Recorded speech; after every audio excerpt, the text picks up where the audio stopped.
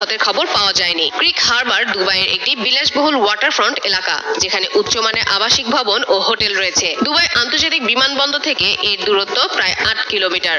এর আগে বুধবার দুবাই আন্তর্জাতিক বিমানবন্দরের কাছেও দুটি ড্রোন পড়ে। এই ঘটনায় 2 ঘানা নাগরিক ও 1 বাংলাদেশি সহ 3 জন সামান্য আহত হন এবং একজন ভারতীয় নাগরিক মাঝারি আহত হন। গত 28 ফেব্রুয়ারি শুরু হওয়া আঞ্চলিক উত্তেজনার পর থেকেই আমিরাত জুড়ে একাধিক ড্রোন ও ক্ষেপণাস্ত্রের ঘটনার খবর পাওয়া যাচ্ছে।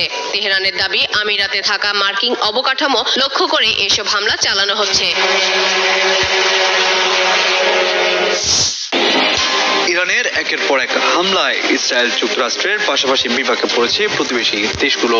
মধ্যপ্রাচ্যে অবস্থিত মার্কিন ঘাঁটি লক্ষ্য করে তেহরানের হামলায় নাস্তানাবুদ, সৌদি আরব, বাহরাইন, কুয়েতের মতো দেশগুলো।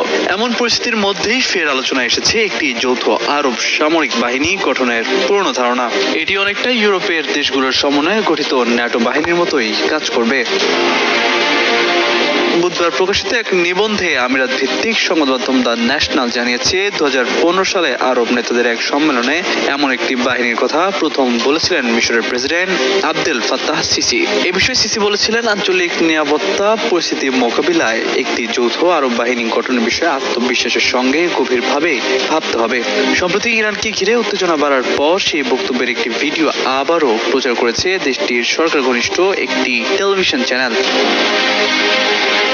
সর্বশেষ গত 7 মার্চ আরব দেশগুলোর পররাষ্ট্র মন্ত্রীদের এক ভার্চুয়াল বৈঠকে মিশরের পররাষ্ট্রমন্ত্রী বদর আবদেলাত্তি বলেছেন, প্রতিবেশী দেশগুলোর ওপর ইরানের হামলা প্রমাণ করেছে যৌথ আরব পদক্ষেপের ধারণাকে সক্রিয় করা জরুরি। এর মধ্যে একটি যৌথ সামরিক বাহিনী গঠনের বিষয়ও থাকতে পারে, যা সদস্য দেশগুলোর নিরাপত্তা রক্ষা এবং আঞ্চলিক হুমকি মোকাবিলায় কাজ করবে।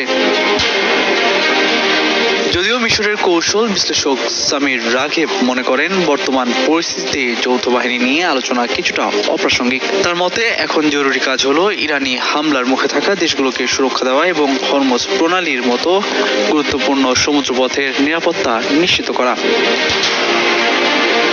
বিশেষজ্ঞদের ধারণা, সব আরব দেশকে নিয়ে বড় বাহিনী গঠনের চেয়ে আঞ্চলিক সামরিক জোট বেশি বাস্তবসম্মত। বিশেষ করে গালফ কোঅপারেশন কাউন্সিলভুক্ত দেশগুলো আকাশ প্রতিরক্ষা, গোয়েন্দা তথ্য বিনিময় ও সামরিক সমন্বয়ের ক্ষেত্রে একসঙ্গে কাজ করতে পারে। একই সঙ্গে মিশর, সৌদি আরব ও সংযুক্ত আরব আমিরাতকে ঘিরেও একটি কার্যকর সামরিক জোট গড়ে ওঠার সম্ভাবনা রয়েছে। তামজিদ মির্জা, যুগান্তর নিউজ।